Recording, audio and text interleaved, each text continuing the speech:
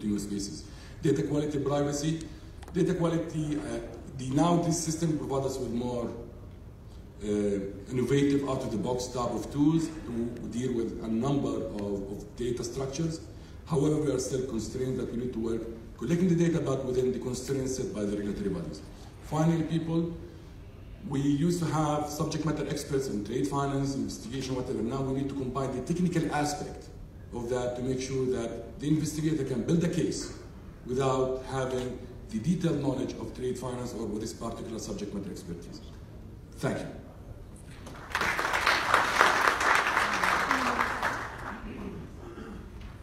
Thank you, Mr. Muhammad Abur. And now we have Mr. Jerome Moller from the UK. He comes from a law enforcement background. He worked for around 30 years or so in counter-terrorist financing. And now he's a training consultant. Please, the floor is yours.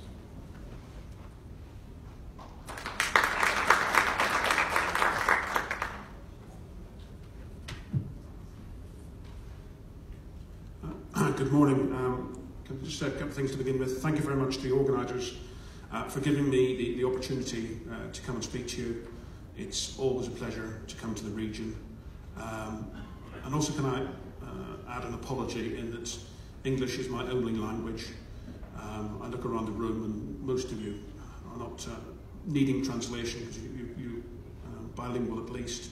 And there's quite a few that have got several languages. I always feel very embarrassed that I struggle with English sometimes, never mind another language. As has been said, I come from a law enforcement background, so the sort of view I will give will reflect that.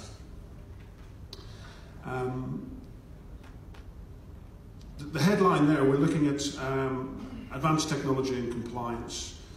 I just want to say a few words about the last bit to begin with and the compliance. Many years ago in the UK, we had a bank whose advertising slogan was, "The bank that likes to say yes." I think compliance departments have a reputation of being the people that say no. Within institutions, they're looked at as they don't make money, they cost us money, they stop us doing business, you know, and really they tend to be looked down on and not given the credit that maybe they do. Compliance processes are there to protect the bank, they're there to protect the bank's customers, and ultimately the wider public. And it's a key part in our efforts against all sorts of crime. Technology, advancing technology, I'd rather say than advanced technology. Technology, there are always technical innovations. You know, if you look at the top there, the car, the innovations and the responses to the development of the car and the engine, and how is that regulated? Well, when cars first appeared in the UK, the regulation was that someone walked out in front with a great big red flag to warn everyone that a car was coming along.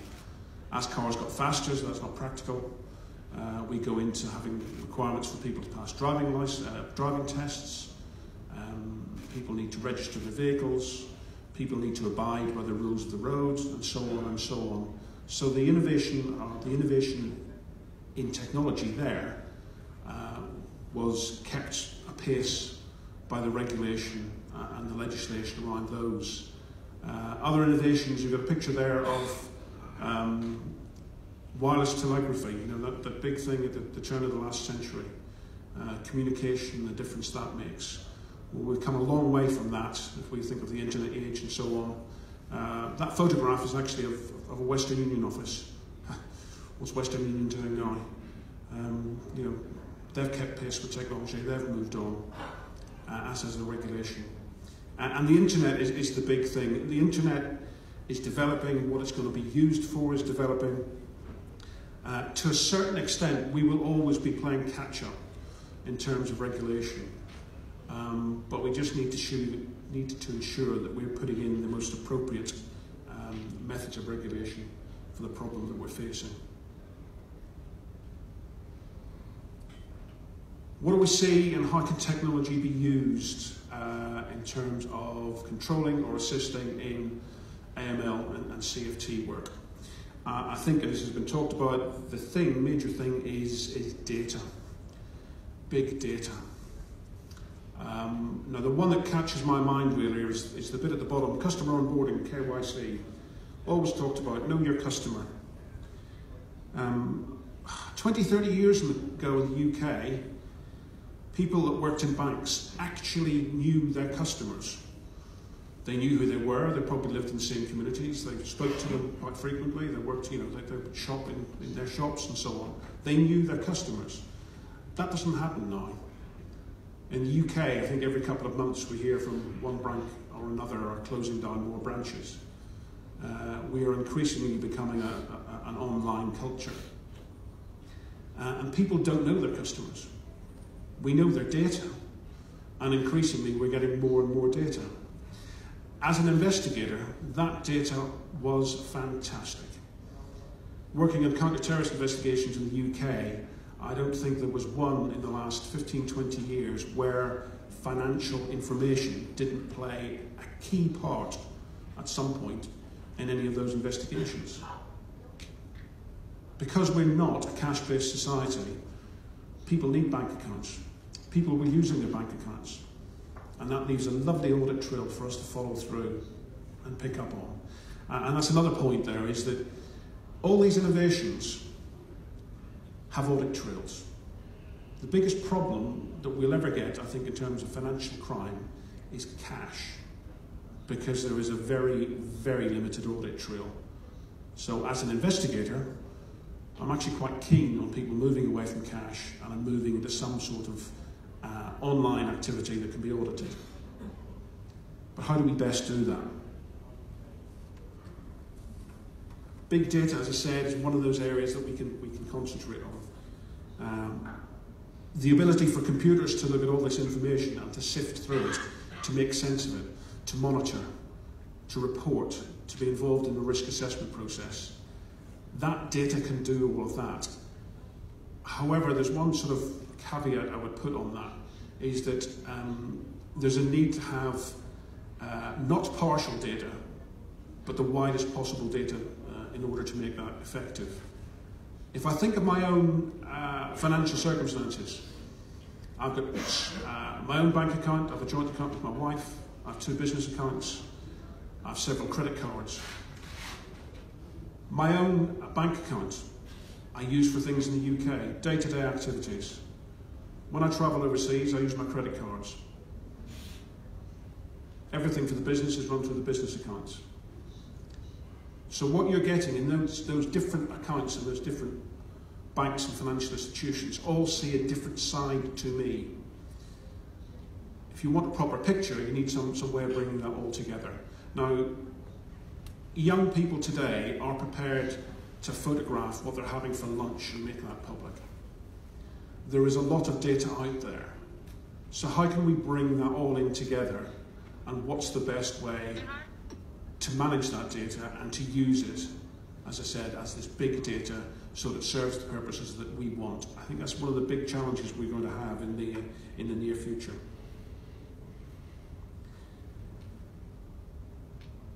When we do that and when we develop that, we're getting into the arena of artificial intelligence. And can we all be replaced?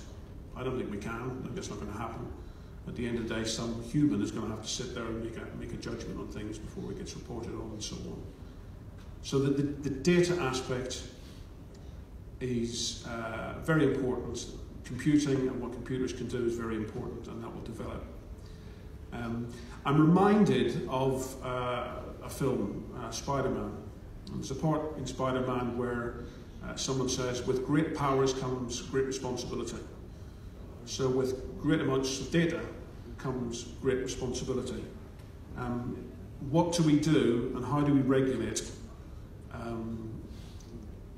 some of this data and the opportunities and threats that come around that?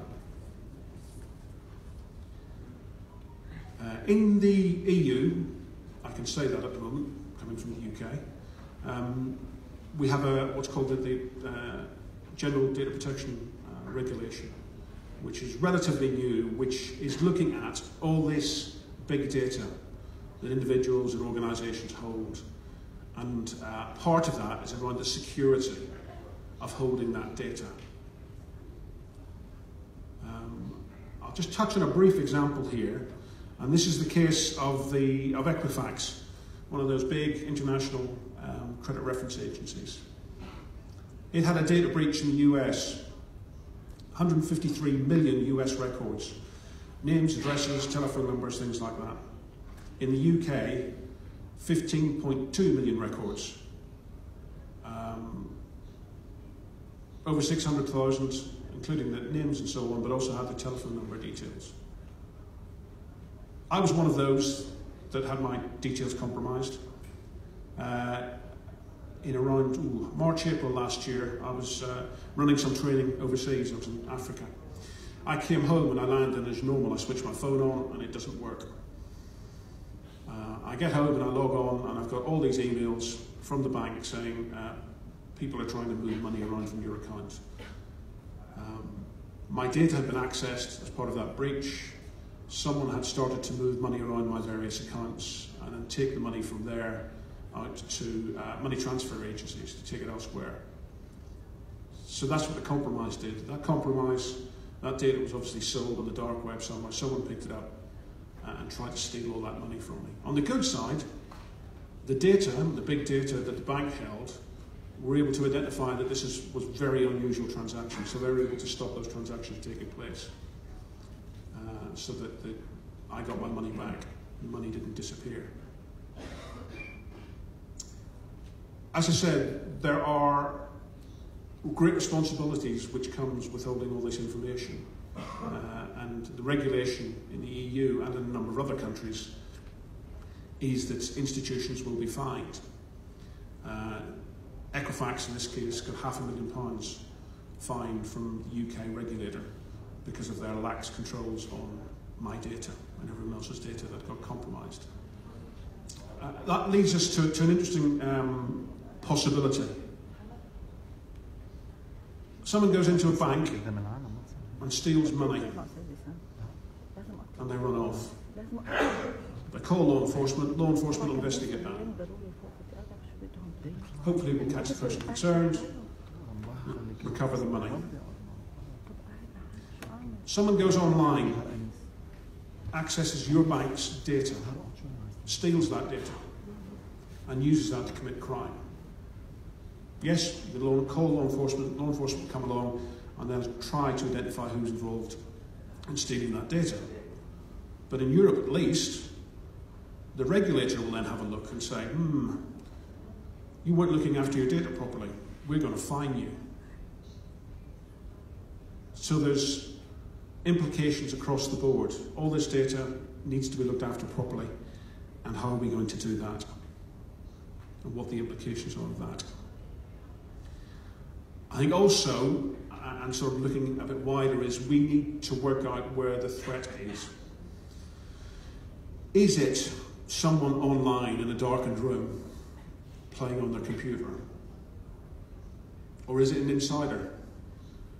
As has been mentioned previously, let's think about the overall risk and threat assessment. Where does this fit in? Where do our biggest risks come from? Even if you look at some of the cyber hacks, a lot of that, some of the information that's helped them do that has come from insiders and from stuff that's been going on within the institutions. So be careful of where your threat is and make sure that you're covering where the biggest threat is first, and then look at the others.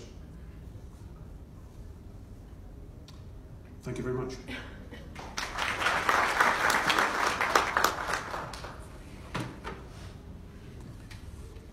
Thank you, Mr. Miller. وللجنس اللطيف في جلستنا دور. الآن مع الأستاذة صفاء العشري She's the executive director or compliance officer at First Abu Dhabi Bank. Please, the floor is yours. I'm sorry, I had another engagement that I had to forward you that I was supposed to do. Oh, okay. نأسف. الأستاذ أنطوان حبيش معناته المتحدث التالي، وهو ريل كونسلتنت لاتحاد مصارف عربية في المينا FCCG. تفضل أستاذ أنطوان.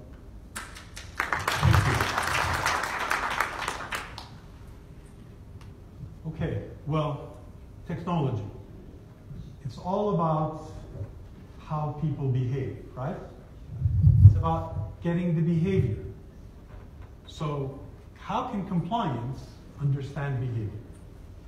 First, let us start with something simple.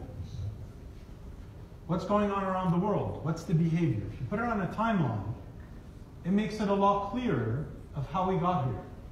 And is it going to get any easier? Well, 2018, we started seeing CFOs and CEO incarcerations, ATA lawsuits that are taking advantage of changes that were done in 2016 implicating financial banks for helping transactions that have led to harmful activity that happened to civilians. That is a completely different era that we're in. So, if you look at that as well, you start noticing that things are getting stronger and stronger. And that's a behavior we have to look out for. So how did the board in your banks react? Well, if we look at surveys, surveys are indicative of behavior. And most people don't read surveys. Most people don't study them, they don't analyze them, they don't assess them in order to see behavior. The behavior which is good is that board members are starting to think that technology is the solution. And that's why we're here. And effectively, if you look at Thomson Reuters survey, it does say that technology is going to get a lot more sophisticated within the next couple of years. Fantastic. But how did your CIOs react? What did your technology guys think of this sophistication in trying to get it into compliance? They're the ones who are going to do the job, and nobody has ever paid attention to them because in the end, the weight is on them. As compliance executives, you give them business requirements that they don't understand. They try to tell you back, you don't understand, which makes it a lot more complicated. So this is where technology effectively has to find that gap in order to get IT to talk to compliance. The question is here, how many of you have an IT person working within compliance? These are the things that we're going to start seeing as trends. How many compliance officers take IT courses and how many IT guys take compliance seminars? This is where the difference is. So how did you behave? And what do you want this technology for? Amazingly, again, if we're asked, where do you see, which tool would you like to use where? Okay? Money laundering, you wish to use customer due diligence. Fraud and internal fraud and counterterrorism, also, we don't see technology in it. So there's an investment on one side, a strategic decision on the other side, while the compliance executives, when they're asked what do you need technology for, they still rely on human beings. Why is that? We look at the hinderers. You're not going to believe me, right? You're saying we're all here because we believe in technology. The following question says, guys, what do you think that stops you from using technology? Number one is cost to implement, because everybody's talking about the cost. But if you look at the next best thing, is the risk of relying on technology. Wow. So isn't that a hinderer by itself? You know what we call that at my firm? We call it the convertible top syndrome. What do I mean by that? Have you ever seen somebody walk out of his convertible? presses the button, and stays there to ensure that the top closes. He knows that 100% out of 100, the top is going to close. Yet, he still stays and loses that time to do it. So it's being counterproductive.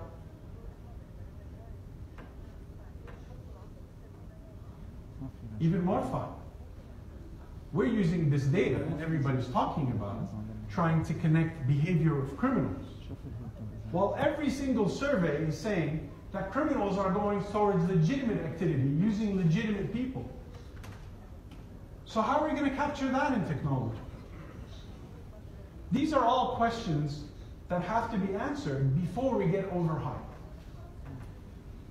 Next, fraud.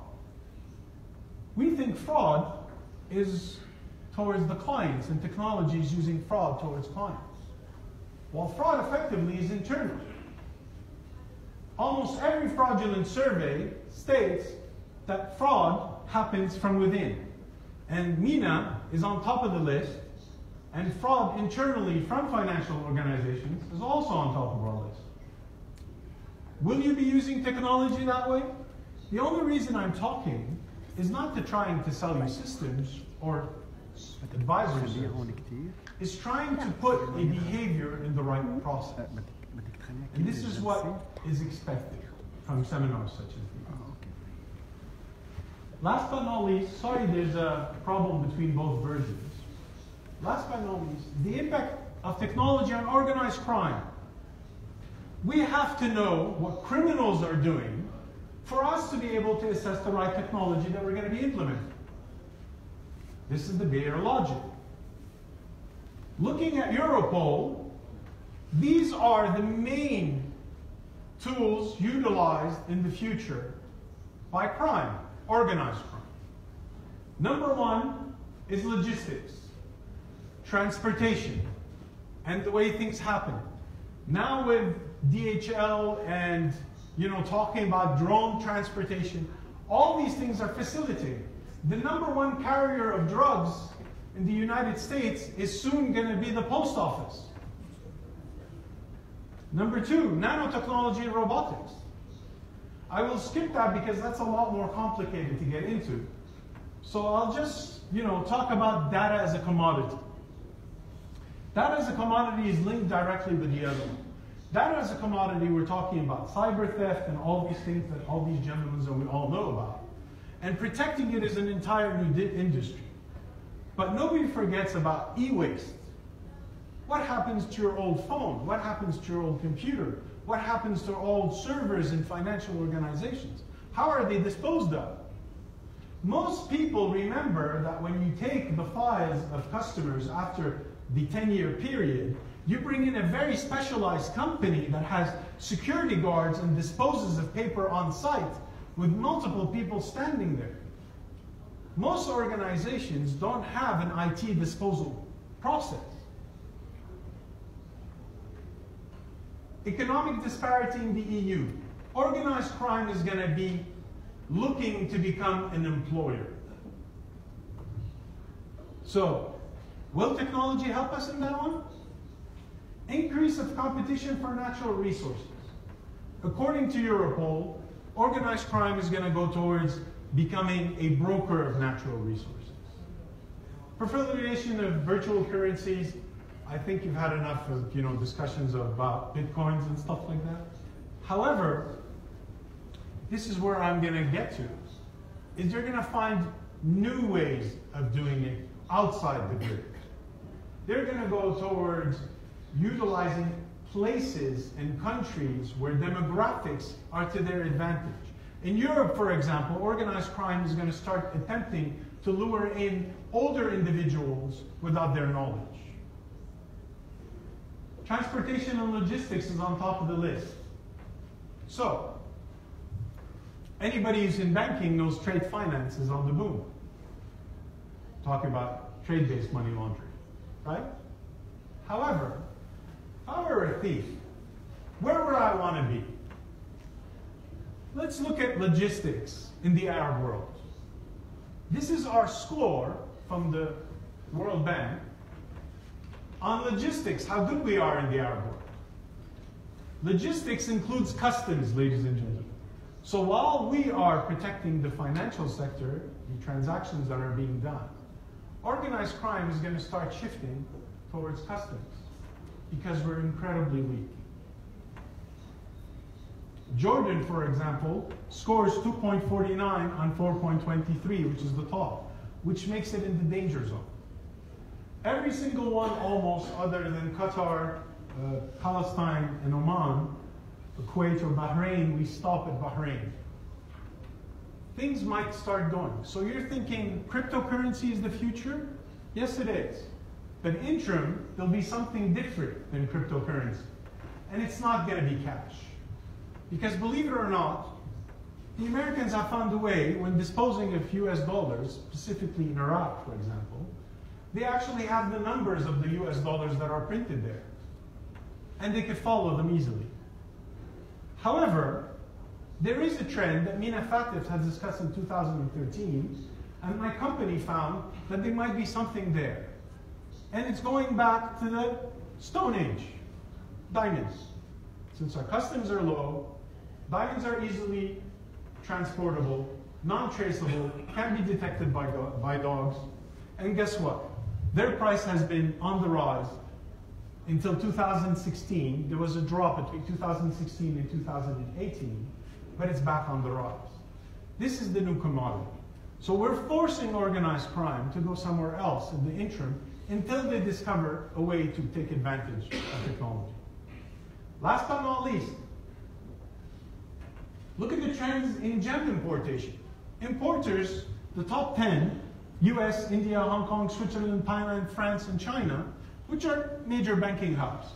But the fastest growing importers of gems are countries such as Bermuda, Bahrain, Zambia, Tunisia, Curacao, Panama, Philippines, Costa Rica, Lithuania, Argentina. So, as bankers, as technology brokers, you have to pick solutions that enable you to look for behaviors that have to have a trend. Thank you very much. I apologize, I have to exit, but I'll be here later on this evening for any questions. Thank you. Thank you. Thank you, Mr. Rahbesh, for this interesting presentation. And now we move on directly to Ms. Safa Al-Ashri.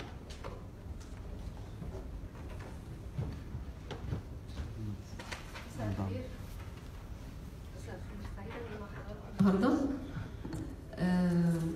الحقيقة الموضوع was covered from الأساتذة in various ways, and it appears as a conclusion إن إحنا كcompliance officers we are faced by developments by the criminals. They are seeking very technological and advanced ways عشان يقدروا يكملوا الجريمة بتاعتهم. At the same time, our business people are looking to a lot of advanced ways in order to do business, automation, internet banking, mobile banking. They're coming every day to us by new products that we as compliance we're trying ازاي mitigate the risk بتاع البرودكتس دي. So they are moving with a very fast pace. واحنا بنفس الوقت لما بنبص على عالم الكومبلاينس بتاعنا بنلاقي انه التكنولوجي at our end is not as advanced as they do.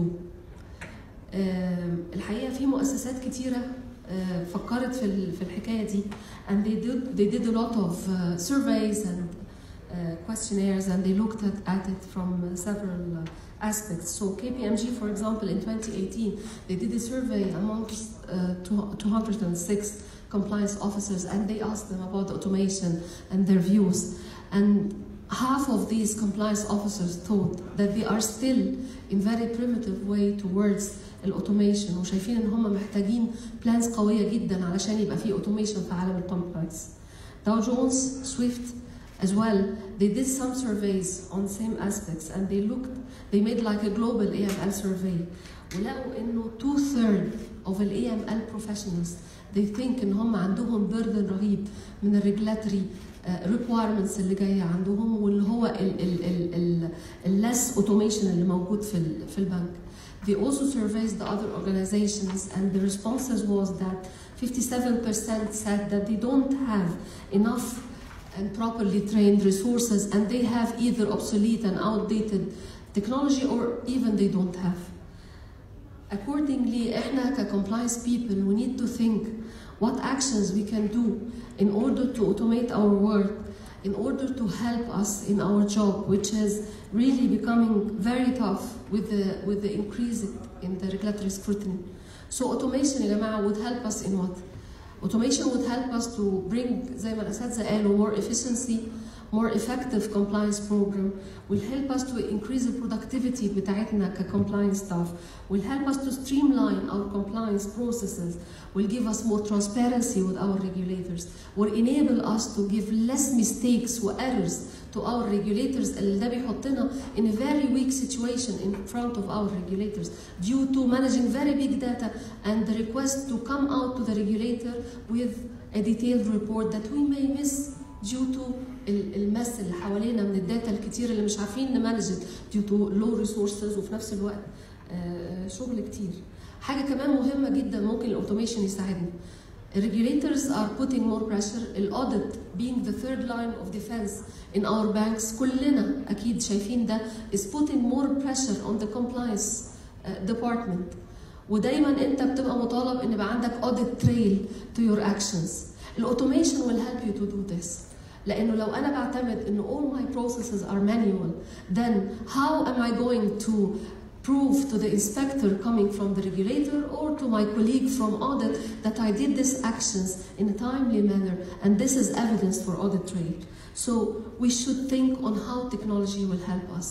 احنا مش بنتكلم ان التكنولوجي to eliminate our place او to تاخد مكاننا او to eliminate the compliance from presence. لا، يعني انا قريت مقاله مره بتتكلم انه الارتفيشال انتليجنس بعد شويه تدريجيا هتبتدي تريبليس الكومبلاينس اوفيسرز وان احنا دورنا هيبقى مهمش كبشر. انا شخصيا بشوف انه ده يعني مش هيحصل تماما، مش هيحصل ابدا حتى، لان الشغل بتاع الكومبلاينس بيعتمد على ان احنا analyze and abide by regulatory requirements, and we evidence and we document how we prove this to our regulator, how we act and correlate and work with the regulator and maintain good relationships with our regulator. artificial intelligence هيساعدني ان اعمل ده بس مش هيعمل ده بدالي. الكومبلاينس يا جماعه is a sort of science. هو مش equations هدخلها في ماشين هتطلع لي حاجات، لا. انت ممكن كcompliance officers, well educated compliance officers يبقى عندك concern على AML case for example which seems to be complete in documentation. اي حد يشوفها يقول تمام الكلام ده مظبوط، الماشين هتقول لك تمام، بس with your common sense as a compliance officer انت هتقول انها مش تمام، وانت عاده اللي هتطلع صح. So يعني although big banks كمان may depend on technology, small banks still need human beings due to cost elements and so on. So نطمن ان احنا دورنا لازم هيفضل موجود. كمان لو حد لازم يروح السجن او حد لازم يتحاكم فاحنا برضو لازم نبقى موجودين عشان احنا هندفند واحنا هنتكلم in front of law enforcement authorities والكلام ده. I want to take you quickly through a journey as a compliance officer. انا ممكن احتاج الاوتوميشن في ايه؟ بعض الحاجات اللي انا هقولها لحضراتكم دي انا شخصيا اتعاملت بيها، انا شخصيا استخدمتها كسيستمز وكاوتوميشن. in our structure في الكومبلاينس في البانكس عاده في big important three arms. يعني لو انت compliance officer وبتشوف الاستراكشر بتاعك هتلاقي ان في very big important arm which is the financial crime compliance. تحتيها ببرانش منها ال AML sanctions and anti-bribery and corruption. Another arm or another unit under the compliance is the regulatory compliance, responsible for maintaining and ensuring abidance by regulatory requirements and so on and so forth. An arm ثالثة هي monitoring and testing and quality assurance اللي احنا كلنا محتاجين enhance it in our compliance departments to ensure ان احنا as a second line defense we're keeping an eye on our business and functions. طيب الثري small branches في الكومبلاينس دول ممكن يستفيدوا بالاوتوميشن ازاي؟ الأساتذة تطرقوا لموضوع الفاينانشال كرايم and how we can help. We can help من أول الجيرني بتاعتنا، من أول الجيرني مع العميل. So while making customer onboarding, we need a good onboarding system that helps us and correlate and make a good collaboration بين الراجل اللي قاعد في الفرع وبين الكومبلاينس اوفيسر. مفيش حد فينا ما بيدخلش في البروسيس بتاعت الاونبوردنج whether through approving high risk accounts whether through giving advisory activity للراجل الفرونت لاينر اللي قاعد، وبالتالي انت محتاج رابط system rather than waiting for an email or a document to come in an envelope عشان يسألك سؤال او عشان تساين اوف او تمضي على KYC. So you need the form to be reached to you on a very automated manner بحيث ان انت ترد على الكويريز بتاعته، تدي your sign off to document your opinion اللي ممكن مع الوقت تبقى in your favor in case it turns to be a critical thing. كمان العميل وقت الاونبوردنج وانا لسه في الفاينانشال كرايم بفكر في السانكشن element. العميل ده محتاج يتعمل له sanction screening at the time of starting the relationship. فانا محتاجه برضو a good automated reliable source عشان اقدر اعمل السانكشن screening ده. أنا محتاجة كمان أعمل تقييم لمخاطر العميل from financial crime perspective، فمحتاجة risk rating module طبعاً وميثودولوجي وبوليسي، كل ده المفروض يكون عندنا، بس محتاجة risk rating module that I use to assess my customer from business nature perspective, from the product that he will take from my side, his country of residence, his nationality and so on and so forth. فأنا محتاجة document يعني إزاي how I reach to a decision that this customer is qualified to be a high risk or maybe very high risk customer. ف risk rating module is very important to help me to do this. Certain type of customers like higher risk customers كمان sometimes we need certain automation for certain forms like PEP's customers or higher risk customers, like for example a PEP who is residing or is having a nationality of a high risk customer. هو مش بس PEP، لا ده هو higher than a high risk customer. ففي الحالة دي أو عنده negative news or whatever، we need to have automation in such form. طيب we onboarded the customer، ابتدينا الحياه واللايف تايم بتاعت الحساب هيشتغل في البنك. انا ككومبلاينس اوفيسر محتاج ايه كسكند ستيب في فاينانشال كرايم؟ محتاجه مونيتور الترانزاكشن بتاعت الكاستمر ده. So I need a reliable monitoring AML monitoring system which I'm part of assessing the scenarios that I need based على global standards وفهمي ليها وبased على my bank's internal requirements, my local regulations. محتاجه ان انا كمان assess the thresholds that I need to assign. ال AML monitoring system يا جماعه محتاج ان هو يبقى regularly و at least annually unless في اي risk event that popped up، ان انا at least annually I revise these thresholds and I revise these scenarios to ensure ان انا up to date. مش هرمي ال thresholds والسيناريوز whatever happens on country level on global level خلاص انا مش سامعه، والا هيبقى obsolete وهيبقى dilute all my efforts. كمان assessing ال AML thresholds and scenarios and parameters, it has to be in liaison with your business. Your business is your partner. Your business is the risk owner. You have to educate them that they are being the first line of defense. They are responsible to ensure that they understand well how you are looking to the transactions of their customers. هم كمان I advise you how you can manage your AML system in a very robust manner. طيب عملنا monitoring، محتاجين نعمل كمان ongoing sanction screening for this customer. So overnight screening. وقت onboarding العميل كان clear، we can't guarantee انه في اللايف تايم بتاع relationship العميل هيبقى clear. The ongoing sanction screening يا جماعه is a very important tool that helps us as compliance. Most of us لما بيجي updates على international sanctions list OFAC, EU, UN and so on and so forth, we go and take the names and search manually on our core banking system to see if there are any matches or not. مهم لو انا عندي automated tool تساعدني على ده في حاله ان في حساب جديد اتفتح او في حاله ان في اضافات للسانكشنز list rather than doing it in a manual way. فده برضو حاجه مهمه جدا. الاوتوميشن بتاع ال suspicious transaction reporting. So I monitored the relationship. I discovered that there is something wrong in the relationship or in the account activity, like a suspicious activity report. So my AML system raised hands, or I knew from another reason, or another source or another, that there is something wrong. So أغلبنا بيعتمد على suspicious transaction or suspicious activity report, as we name it in different banks. Manual form, we fill it, we put it in an envelope or scan it and send it through email. It's important يا جماعة إن إحنا نفكر with a very simple solution in order to automate this suspicious transaction reporting form and send it immediately to the compliance person to give instructions how to fill it, about the gaps, the things that are missing, to help us go to the law enforcement in a very transparent and good manner. Another thing is the important KYC remediation exercises that is taking place in our banks. So, العميل جديد, العميل is fresh now with fresh data. What about after a year if he's a high-risk customer, or 3 years if medium, or 5 or more years if he's low-risk customer? I need to update his data. I need to ensure إنه البزنس وإنه الcompliance عنده good MIs and good systems to spot that customers are now due for update, to help us take this ahead and work with business in order to ensure that we're updating our customers in a robust manner. Otherwise, we will be subject to a lot of regulatory and issues with our regulators and with our groups and banks breaching our requirements. نيجي تاني للسانكشنز وهنفكر في السانكشن سكرينينج. هل احنا خلصنا لما عملنا سانكشن سكرينينج على الكاستمر؟ ده الاوتوميشن اللي احنا محتاجينه؟ Are we doing sanctions on our payments? Do we have local payment systems in our countries? احنا بنتكلم في المنطقة العربية. And we know all that we have local payment systems governed by our regulators. Are we having screening on these systems? I doubt, not in all cases. So, if we have prioritized the SWIFT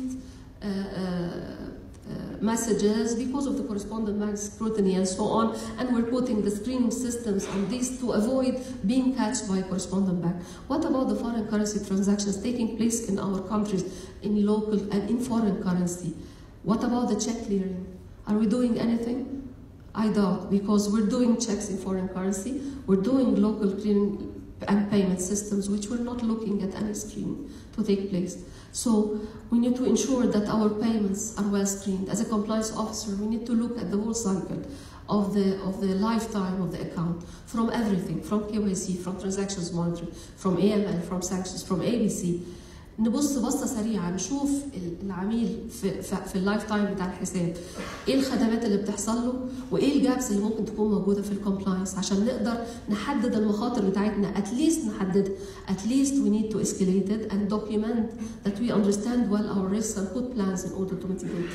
طيب التريد سكرينينج الزملاء اتكلموا على trade screening. It's a very big alarming issue in the financial crime world. We need to ensure as well that we have a robust trade screening. We have good decent technology to help us know الشيبمنتس رايحه فين، الفاسل اللي ماشي رايحه فين، حصل ترانسشيبمنت ولا لا، وقفت في بور سانكشنز ولا لا. في ريسيرش في several technologies that was introduced للبنوك دلوقتي بتخلي التريد بيرسون والكومبلاينس بيرسون عارفين بالظبط المسار بتاع الجودز اللي ماشيه في الترانزاكشن دي، rather انه يتفاجئ بترانزاكشن كبيره اطاحت بالبنك واطاحت بيه من خلال فاينز جايه له وذر من بره او من الريجليتر عنده جوه. طيب احنا يعني in a very quick manner ومش عايزه اخد وقت كتير، اتكلمنا AML، اتكلمنا sanctions. طب الانتي برايبري اند كوربشن اللي هو الثيرد ارم بتاع الفاينانشال كرايم، are we doing something to automate او to look at the system that by which we're doing associated persons evaluation, vendors evaluation, gifts and hospitality registers، كل ده احنا بندوكيمنت ده ولا لا؟ اخر نقطه from regulatory perspective، what are the regulatory registers that we have؟ كلنا عندنا regulations قد كده. How do we manage it? How we ensure that everyone in the bank is aware of it? Do we have automated registers ولا كتب فيها circulars وعشان ندور على حاجه نقعد ساعتين ندور على instruction؟ لا، we need to automate. We need to ensure انه at least عندي simple with working with our IT people. الريجستر موجود فيه requirements، we map it with our policies and procedures.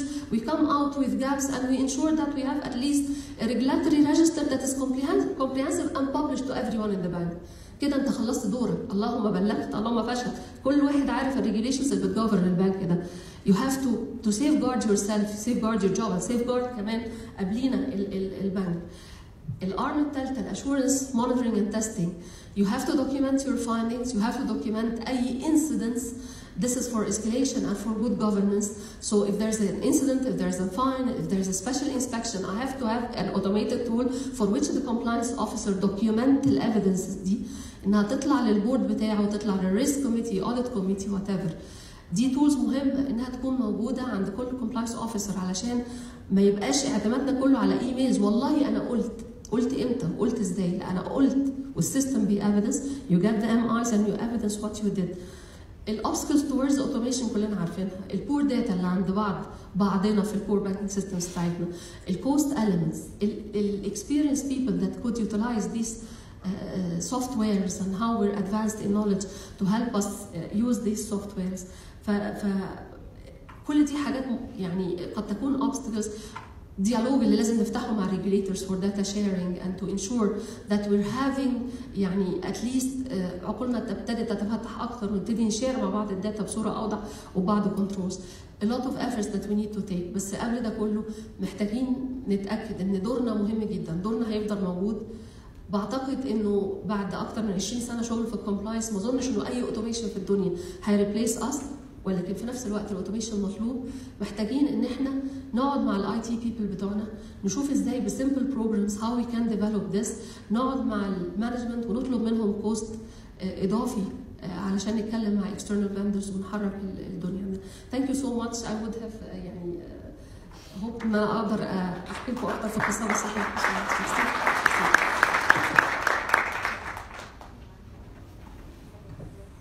شكرا أستاذ صفاء. ننتقل الآن لمتحدثنا الأخير في هذه الجلسة الأستاذ جمال دويك. He is an associate director at PioTech. تفضل أستاذ جمال.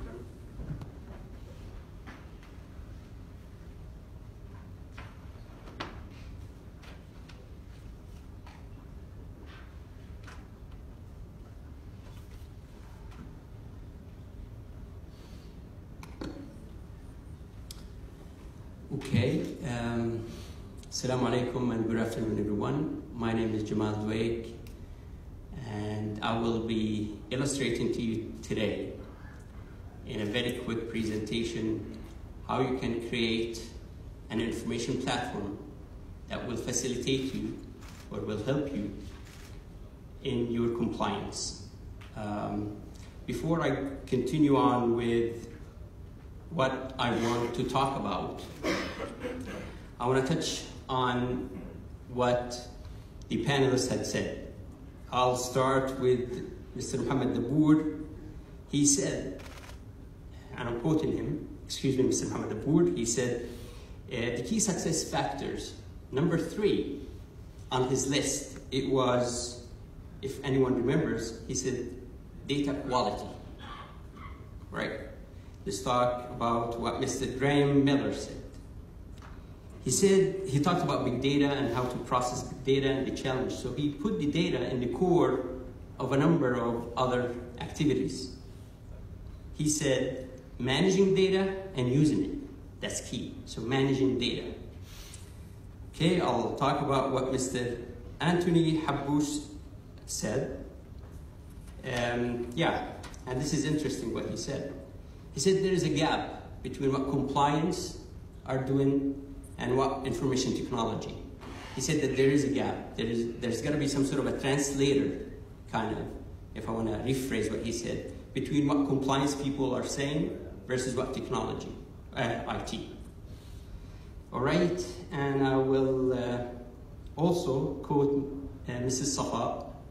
She said the challenges of automation. The first thing she mentioned, she said poor data in core systems. Great. So everyone talked about data and the importance of data. So that will lead me to it's like a staging area now what happened. We washed your brains about what is going to happen now in my presentation. But before I talk about my talk points, please allow me to show by hands the compliance officers or compliance backgrounds in the audience. Can you please? Okay, this is almost 1/3, right? Okay, information technology. Wow. So that is a very, very small percent, maybe less than 10%. Okay, well, let me I really cannot read from that distance. I think so I'll have to ask, could you please give me the microphone, the walkie-talkie microphone? In my presentation, I will have three main stops. The first stop, I will be using, I will illustrate utilities and tools that you can use to govern the data. Because we all know good data means better compliance, right? That's the first stop. The next stop, we'll be talking about how I can build an information platform. An information platform, of course, that is really governed by good data. Because if I don't have good data, I cannot continue, my business continuity will be in stake. The third stop, we'll be talking about a challenge, which is opening to the world, right? But maintain safety. So those are the three stops. And I'm going to have, if you excuse me, to put the microphone so I can read my presentation.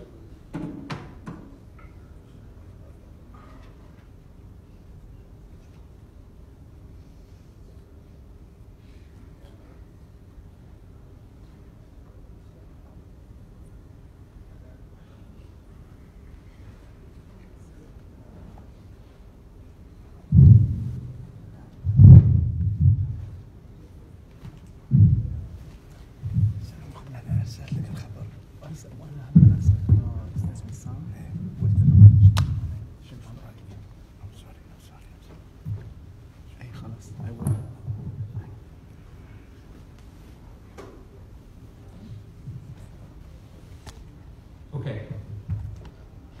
So those are the three stops that I'll be talking about. Yeah, much better now. It's not a problem on my site. I think the monitors are not really clear. So, all right. If you want to check at any point where I am in my presentation, you will find the three stops in red font within the PowerPoint presentation. All right. So here's the first challenge, or just to give you a taste of what you expect when you want to analyze data. In 2012, IBM said that daily data output per person is 500 megabytes. So today, if I want to analyze, or in 2012, if I wanted to analyze my customer, I'm talking about around 500 megabytes of data that I have to be analyzing. The Economist in 2017 said that in 2025, that number will grow from 500 megabytes in 2012 to reach 62 gigabytes. We are in 2019, so that will give you about what? A person will be generating around 20, say, 15, let's say 10 gigabytes. So you multiply your number of customers in your account, in your bank, by that number of gigabytes. That will tell you the number of data that you are expecting to be analyzing. Before I say analyzing, I will talk about a challenge. Before you reach to the analysis, let's talk about the challenge, which is the quality of that data. Okay, in this slide, the challenge by PwC. PwC had identified 4 challenges in data.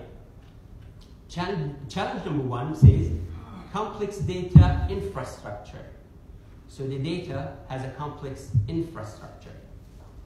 The second challenge they identified, they said that data has a limited quality framework. So the key here, quality framework. The third challenge by PwC, when identified this study, said continuous monitoring. We have a shortage in continuous monitoring. The fourth challenge, and the last, it says limited visibility and transparency. All right, so those are the 4 challenges by PwC. So before I go on now to talking about how we can ensure the quality, or what you can do to ensure the quality of your data, I'm going to tell you that based on our experience of 16 years in the financial sector, 400 projects, we know that 90% of banks, they have issues in their And when I say issues in the data, we know that if I want to really collect data about a customer, about Jamal, then I'll have to do what? I'll have to be talking to multiple data sources, right?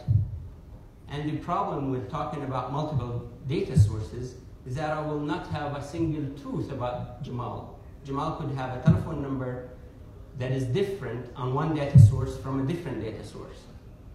So that's based on our experience and much more. So let's move on to talking about how I can ensure that data is really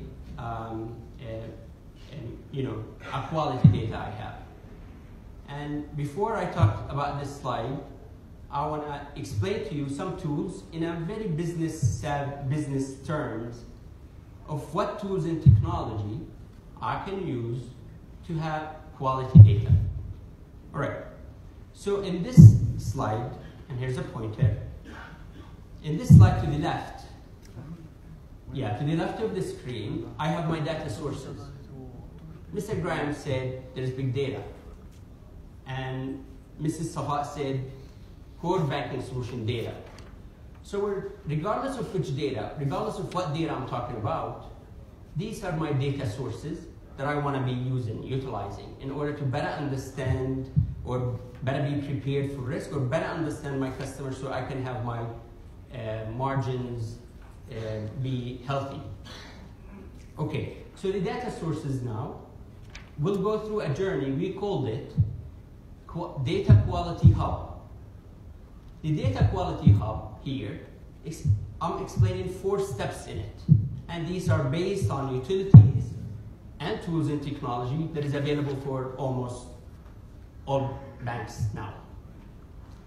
The first step in my Data Quality Hub is the data auditor. Okay, to have a term to make you understand what is data auditor, because that is really the listener number is IT. They know me, or they know what I mean, but the majority are business people. So I want you to assume that there is a guy with a map, and this map says, if you are a data source A, your location at my information platform at point C. So the data auditor is a map to where it says, what is my data sources and where they would reside in my information platform. So it's just a map checker. It says, Mr. Data, hello, how are you? Yeah, you are data source A. Your location is supposed to be in information platform C.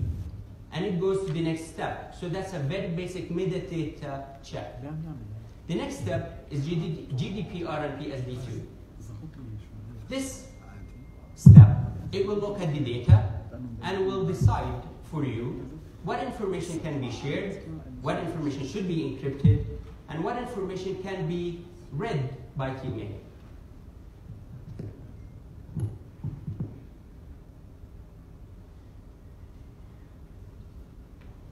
Thank you. All right. So talking about step 2. Step 2 is the GDPR PSD2. GDPR PSD2, it looks at this data. When it passes from our first step, which is the data auditor, it goes to GDPR PSD2, it looks at this data and it decides, says, okay, well, there's a consent by the customer saying that this is the data that I want to share, this is the data that I don't want you to share, this is the data where my internal teams can access, and when this will expire is also important. So the data that I'm having now, I have all the information on it to say this sharing of data, when it will expire, and who can access it. Okay, step number 3. Step number 3 is the validation rules. Validation rules, by the way, this is a dynamic utility, dynamic rule. What do I mean by dynamic rule? I can have multiple rules, but I will explain one of them. Assuming that data record is coming in from my core banking solution. This data comes, I'm looking at it, I decide, I see that there is, for example, city address is Amman. Okay, city address for this record is Amman.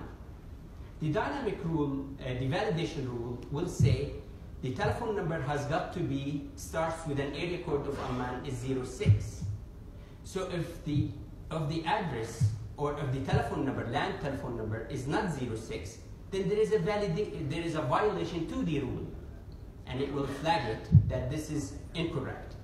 Now, I don't want you to think that that flag or that exception report will always be true. Why? Because this is where the compliance, she said, it will never replace automation or artificial intelligence. In my opinion, also, it will never replace a human being. Why? Because when that record is flagged incorrect, a compliance officer or CRO will read that record and will say, oh yeah, let's call Mr. Customer or Mrs. Customer and see why we have this discrepancy, assuming that we entered that data correctly. So maybe this person's name is Jamal. He is resident of Amman, but he works at Aqaba Container Terminal, ACT, for example.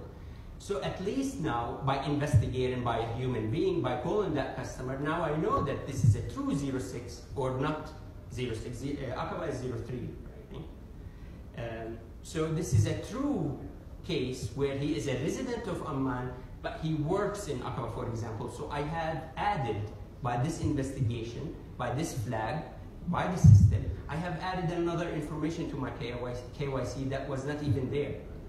Okay, the last step in my data quality hub is called key data element. This is the queen of the data quality hub. Why it is a queen? Because the key data elements, it looks at your compliance solutions. And reading the compliance solutions, I know for a fact that if I'm applying FATCA, for example, a key data element for FATCA is citizenship, right? If citizenship is a USA, then there's got to be some sort of an activity that I have to perform, another process that I have to do, right? So the key data element library, if there is a building that is a library, the key data element library will be Burj Khalifa. Why? Because it looks at every single compliance solution that you have, and it will capture the key data elements and put it in a library to be cross-checked on a daily basis. So every time I'm collecting data, I'm checking the queen, well, I call it the queen of the data quality hub, right? So it checks, it looks at this key data element, it verifies. Now, assume that in my records, I have Jamal as citizenship Jordanian, but today, it's entered USA. So there's a discrepancy also, right? There's an old record that says Jordanian and now is a USA. So there's going to be some sort of an investigation that has got to be performed by a compliance officer.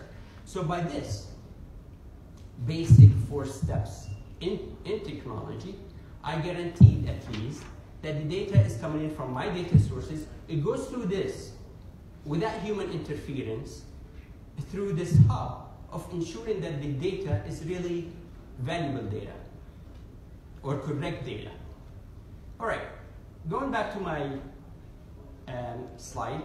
So we decided that to the left, data sources, the left of the screen, data sources, then it went through my data quality hub. Now this data, I am confident to write it into my information platform. Now my information platform, the data is there. I have a very level of confidence that is correct. By the way, if I want to touch base on what PwC said in the challenges, in the 4 challenges that they said, for example, framework of quality, they said transparency and privacy, transparency and visibility. Without going into too much details, because I know I have about 15 minutes to conclude this presentation, this hub guarantees that the challenges that you have in what PwC at least identified is being cured. Now the information platform is ready to what? To serve your compliance solutions, because the data is correct, cleaned. Not only to serve it, but eventually, if any changes happen to the compliance in any of the compliance solutions, It's the arrow that I have on the information platform. It has a two-pointer, right? It reads and writes eventually, right? So it reads from the information, and if anything I'm performing on AML or Go AML or any of my compliance solutions, eventually they will go through that same cycle to verify that the quality that I entered today, it will go through this quality check and it gets written in the information platform correctly. So what I'm trying to say in that arrow, I'm reading and writing. Why? Because I want to set the stage to you about the last step or the last topic, the last stop, I called it in my presentation, which says open yet safe. What is the philosophy behind that? Now, to the right of the screen, we have your internal systems encapsulated. Why did I say encapsulated? Safeguarded. Because these internal systems are very valuable and we don't want anyone to hack them or touch them. So they write on a daily basis into my information platform, correct? Through that quality check, data quality hub. Now, in the information platform, in the same token, we said our compliance solutions talk to the information platform, right? Read and write. But now the same information platform with the good quality data is serving the world. What do I mean by serving the world? It's allowing me as a bank to have services to the outside world, to have my products to the outside world. I have illustrated few of them. I said self-service BI, of course, business intelligence and self-service BI has got to have data, and not just any data, it's historical data. Because if you remember, I said the information platform, this is on a daily basis. So every day I'm looking at transactions. Transaction, for example, is a key in my key data element library. Why? Because if there is a $15,000 or 15,000 dinar, amount, then this is a key that I have to perform some additional information for my AML solution, for example, right? So this is a daily basis. I'm building information platform, which is in the IT world, it's called data warehouse. This information platform, I can build on it my analytics. I can allow services to be consumed by web or mobile.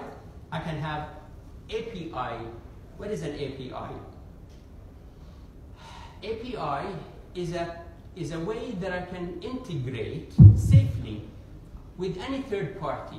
So if a bank wants today to offer new service through a third party, instead of giving this vendor access to my core systems, no, my core system is safeguarded. You can access my information platform because all the data is there. So my API also, which is a way of integrating third parties to your solutions and offering more services, has got to be through that information platform to safeguard your data sources and internal systems. Dashboards, reporting, file integrity, and RPAs. RPAs is very modern topic. In order to have a robotic process automation, I've got to have two really main components. One of them is understanding my customer, right? Analytics about my customer. And another one, a very fast processor and artificial intelligence. What do I mean by that? Assume that I want to talk about a chatbot. A chatbot should be at every bank website today. A chatbot is an automatic way of telling you, for example, automatically, hello, how are you? My name is Siri in iPhone. What is your name, for example? How can I help you? So the live person on the other side will say, hello back Siri, my name is Zain, and I work for Orange. So where is the artificial intelligence and where is the analytics? Artificial intelligence has got to define that Zain is a female name and Orange is a telco company. So that is done, has got to be processed so quickly that the person on the other side of the chatting will not feel that delay. That's one. Another thing, why do I need my internal systems? Because if Zain, my daughter's name is Zain, by the way, and orange and says, I am 17 years old, so I've got to look at my internal system, right, analytics, to find a segment and a classification for this person, to have the chatbot say, hello, Zain, let me offer you a college loan. So why did I stop at RPAs? Because this is the new trend. Okay, well, this is the slide before the last slide, which is recommendation. Now, Deloitte are saying, or is saying, they all, I can barely read this, systematically and proactively achieve compliance. So we saw in my presentation how I can really proactively and systematically take the data into my information platform. Let me touch on how proactively I mean. Because if a data record comes today and the citizenship is changed, yesterday's citizenship was something and today's citizenship field is changed. So I'm proactively telling the compliance officers that there is a change. Don't wait until you send your NEL report on the 30th of March. Do something today. This person had citizenship USA and now is Jordanian. Do something. So that's proactively making you work on a case without having you to wait until that report is due date. Systematically, because it goes through a process daily. Okay, the second, safeguard your data sources. We heard the cybercrime and all the gadgets about Equifax. Also, Mr. Miller said, I'm safeguarding them. I'm working on GDPR. I'm encrypting everything. I'm not letting you access even my data sources. You're accessing a layer which is called information platform, which is not really my operational data. The third point, service to the world, service to the outside world. Because if you don't service the outside world, you will become obsolete. You will cease to exist. Because millennials are requesting from you more services, more products, that they want them on the touch of their... Also, Dr. Maher said the same thing. They said, we want everything now on my mobile, on my phone, on my web. I don't want to go to the bank anymore. So that's service to the outside world. Thank you very much for being such a good audience and for listening to me. Please, I'm inviting you to meet our friends. I have with me in this event Mr. Nazmi Safarini. He is our product manager for Bank BI. Mr. Iyad Al-Satri. He is our operations associate director. Ghazal from marketing and Inas from marketing. And I am Jamal Bey. Thank you so much for coming in here and attending my presentation.